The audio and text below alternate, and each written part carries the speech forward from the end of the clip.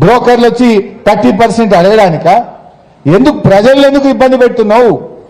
ఇప్పుడు నువ్వు చేసిన తప్పుకు ప్రజలు ఎందుకు శిక్ష అనుభవించాలి? ప్రజలు ఎందుకు ఆఫీసుల చుట్టూ తిరగాలి? నువ్వు తప్పు చేసి 22A పెట్టినావు గనక, ఏది పెట్టినావో నీకు తెలుసు గనక దాన్ని తొలగించాల్సిన బాధ్యత కూడా మీ మీదే ఉంది అని చెప్పి కూడా నేను ప్రభుత్వాన్ని డిమాండ్ చేస్తా ఉన్నా. ఎందుకు ఇంత ఆలస్యం చేస్తున్నారు?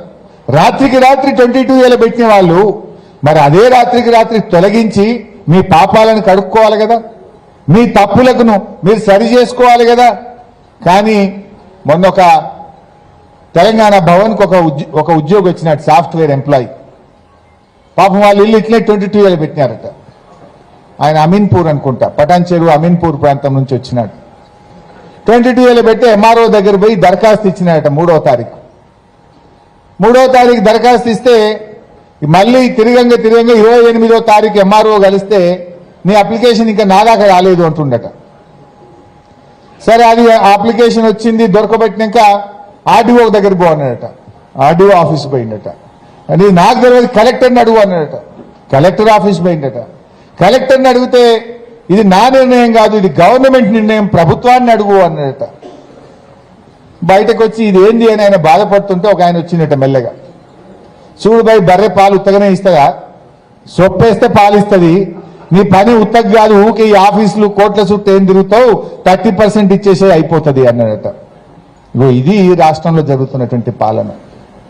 ఇలా ముఖ్యమంత్రి గారి, రెవెన్యూ మంత్రి గారి బ్రోకర్లు, ఏజెంట్లు ఇలా తిరుగుతా ఉన్నారు.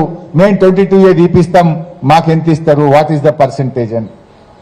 నేను నిన్న కుత్బుల్లాపూర్ పోతే అక్కడ ఒక కాలనీ ప్రెసిడెంట్ మాట్లాడుతున్నాడు.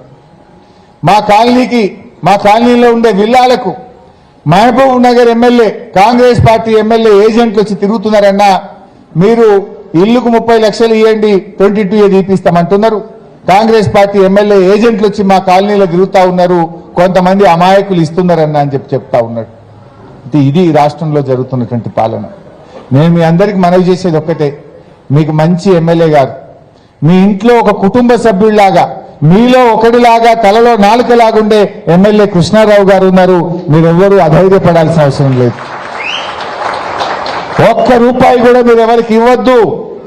బ్రోకర్లను ఆశ్రయించకండి.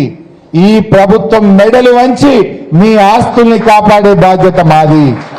22A నుంచి తొలగించేదాకా కృష్ణారావు గారితో పాటు కేసీఆర్ గారు, మొత్తం బీఆర్ఎస్ పార్టీ మీకు అండగా ఉంటుంది అని చెప్పి నేను మనవి చేస్తా ఉన్నా. 7వ తారీఖు నుంచి అసెంబ్లీ స్టార్ట్ అవుతుంది.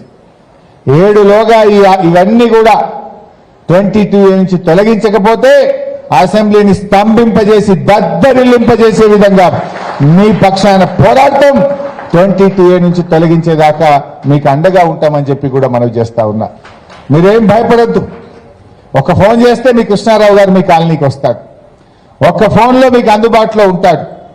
ఈ బ్రోకర్లను, పైరవికారులను మీరు ఆశ్రయించొద్దు అని చెప్పి కూడా మేము మీకు ఈ సందర్భంగా కోరుతా ఉన్నాం.